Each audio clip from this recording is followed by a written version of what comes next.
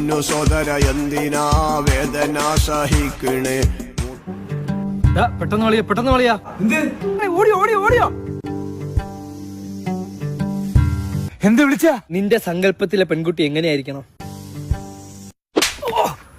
നല്ല ഉണ്ട കണ്ണുകളായിരിക്കണം അവക്ക്.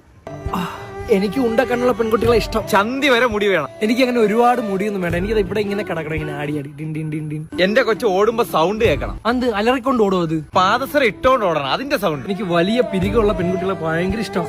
ഇതുപോലത്തെ പിരികമാണോ? ഇത് മീശയല്ലേ?